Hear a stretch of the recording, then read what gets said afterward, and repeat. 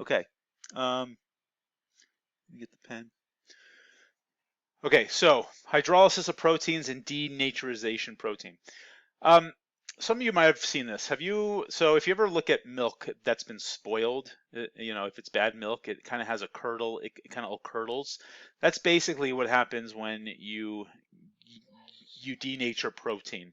All right. If you ever take milk and you pour in acid, like if you've ever done this experiment, if you take acetic acid or vinegar and pour it into milk, it gets into chunks. It's because you're changing the pH. And we talked about that these amino acids exist as a Zwitter ion. If you change the pH, you actually start altering how the amino acids exist, and you start changing the structure of the proteins, and you denature the protein, meaning that the protein is no longer active anymore because it folds into a different way.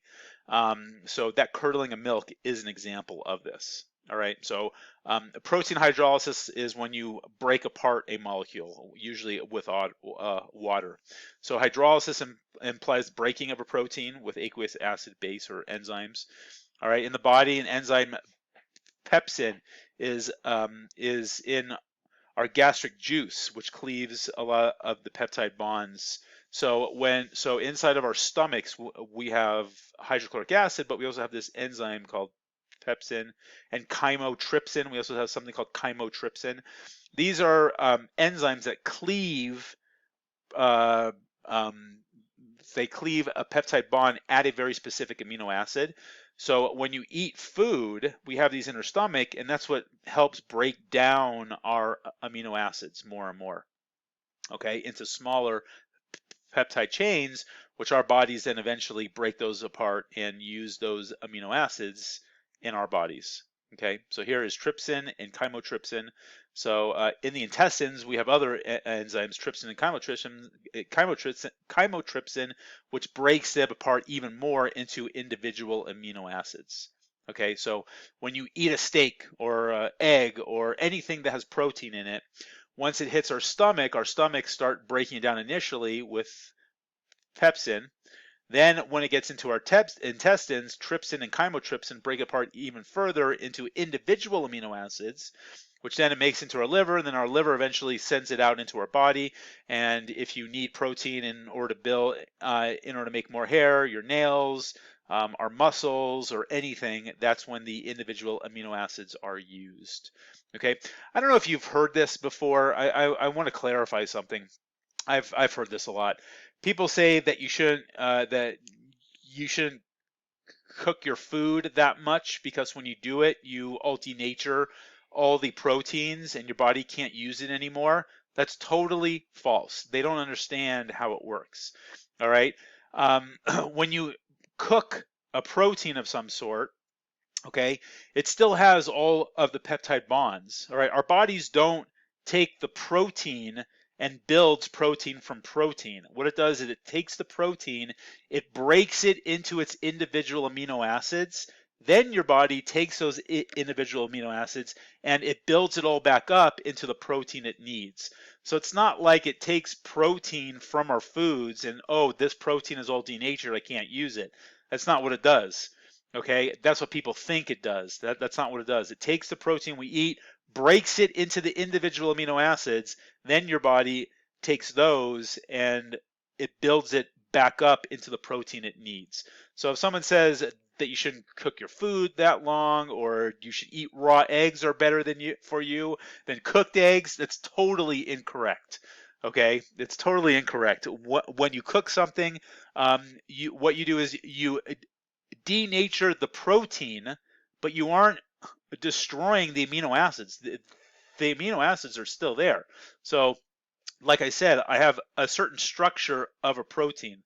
Let's say here's the structure of the protein, and it has all of the individual amino acids to it.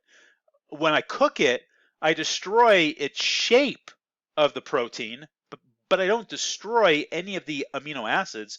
All those are exactly the same.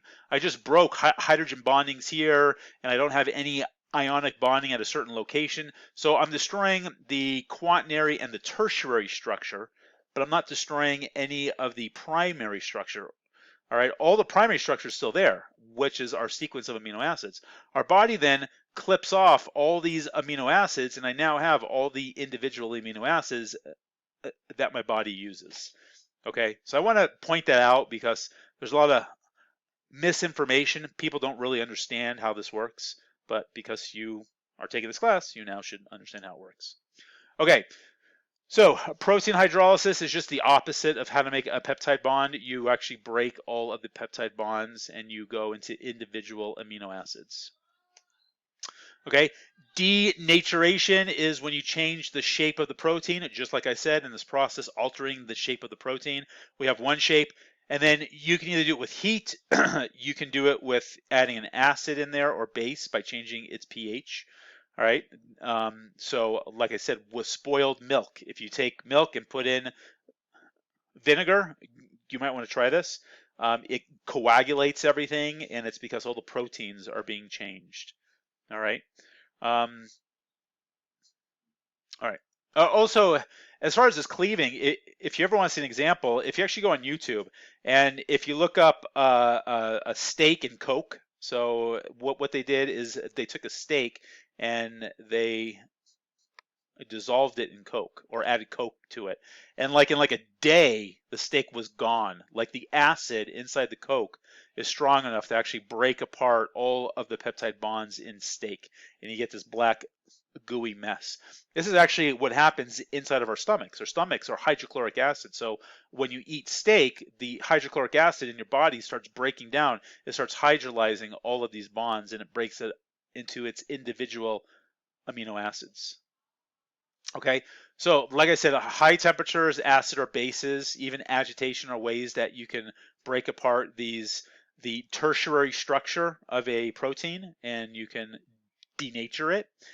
Denaturing often makes it less water soluble. So like I said, if you take milk, the proteins are soluble. When you add acid to it, it curdles and it's no longer soluble in the milk.